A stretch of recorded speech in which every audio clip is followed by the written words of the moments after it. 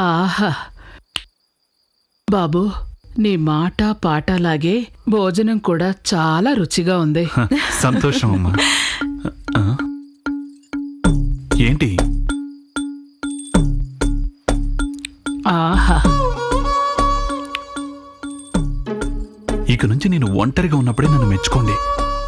ఇన్ని రోజులు నేను వండింది తినేసి ఈ రోజేంటి కొత్తగా వచ్చిన వాడిని మెచ్చుకుంటున్నారు అని మహా ఫీల్ అవుతున్నట్టుంది.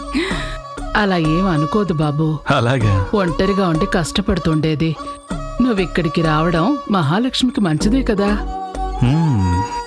సరే సరే, ఇదిగో బాబు, కాస్త అన్నం వడ్డించు. అన్నమా? అన్నం చాలు మమ్మా. ఏంటి మీరు, షుగర్ ఉంది, గోధుమ ఉప్మా తినండి. అయ్యో, ఇంతకు ముందు వంట చేసిన వాళ్ళు చెప్పలేదనుకుంటాను. వెరీ గుడ్, ఇప్పుడే నువ్వు నాకు నిజంగా నచ్చావు. మంచిదమ్మా. ఇందులో ఏమిటమ్మా నీకెంత సంతోషం? సుబ్రహ్మణ్య, నువ్వే నన్ను కాపాడాలి స్వామి. విచారించకండి మామ, నేను చూసుకుంటాగా. నేను సుమారుగా ఉండిందనే సూపర్ అన్నారు. ఒకవేళ నువ్వు బాగా రుచిగా ఉండేవా? ఇలాగే ఓపిగ్గా నడుచుకునే చోట అప్పుడప్పుడు ఓవర్గా ప్రవర్తిస్తా. మహా తప్పుగా అనుకోకూడదు.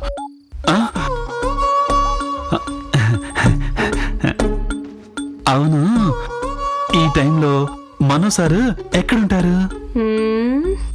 మనో సార్ నాకు తెలీదు. తెలియదా? ఎందుకు అడుగుతున్నానంటే, నీతో మొదలుకొని ఈ ఇంట్లో ఉన్న అందరి దగ్గర 3 అంతులు మంచివాడు అనిపించుకున్నాను. మనోసారి కూడా భోజనం పెట్టి పూర్తి మంచివాడని పేరు తెచ్చుకుంటే ఈ ఇంట్లోని పర్మనెంట్ కావచ్చు కదా. అందుకే తప్పుగా అనుకోవద్దని చెప్పాను కదా.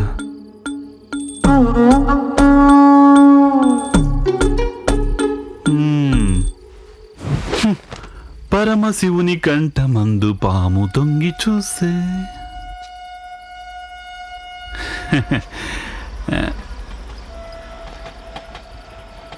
ఆహా, చంద్రుడు ఒక్క గరిట పిండితో ఊరంతటికీ దోశ. సుబ్రహ్మణ్యం, ఏం కవితరా! నువ్వు తెలివైన వాడివిరా. నీకు తెలిసింది, ఈ లోకానికి తెలీదే. రావోయి చందమామా మా వింత గాథ వినుమా, రావోయి చందమామా తన మతమేమో తనది, మన మతమసలే పడదోయ్. సూపర్ పాట కదా సార్. సార్, ఈ మేడ మీద ఆ నిండు చంద్రుడు, మీ పిల్లి గెడ్డం, ఇవన్నీ చూస్తుంటే ఓ కవికైతే పాట రాయాలనిపిస్తుంది, ఒక చిత్రకారుడికైతే చిత్రం గీయాలనిపిస్తుంది, ఓ తాగుబోతుకైతే మందు కొట్టాలనిపిస్తుంది. నేను వంటవాణ్ణి కాబట్టి ఈ అందమైన పౌర్ణమి రోజున నేను వంట చేసి నా చేతులారా వడ్డిస్తుంటే అది మీరు ఆనందిస్తూ తినాలనిపిస్తుంది. మీకేమనిపిస్తుంది సార్? ఎందుకంటే కోపంగా చూస్తున్నారు? ఇప్పుడు నీకేం కావాలి? కింద చాలాసేపటి నుంచి మీకోసం ఒకరు ఎదురు చూస్తున్నారు. నేను వండిన వంట గురించి చెప్పాను సార్, నిజం. మా అమ్మ భోంచేసి సూపర్గా ఉందని సర్టిఫికెట్ ఇచ్చారు. అదేవిధంగా మీరు కూడా భోంచేసి సూపర్గా ఉందని నేను అడగకుండానే మీరే చెప్పారంటే. కాదు, అది ఎలా ఉందో చెప్పారంటే తృప్తిగా మనశ్శాంతిగా ఉంటుంది. అవన్నీ తీసి ఫ్రిడ్జ్లో పెట్టి నువ్వు వెళ్ళు. Okay sir. కింద మహాలక్ష్మి నా కోసం వెయిట్ చేస్తూ ఉంటుంది. మేమిద్దరం భోంచేసి మిగతాది ఫ్రిడ్జ్లో పెడతాం సార్. శుభరాత్రి సార్.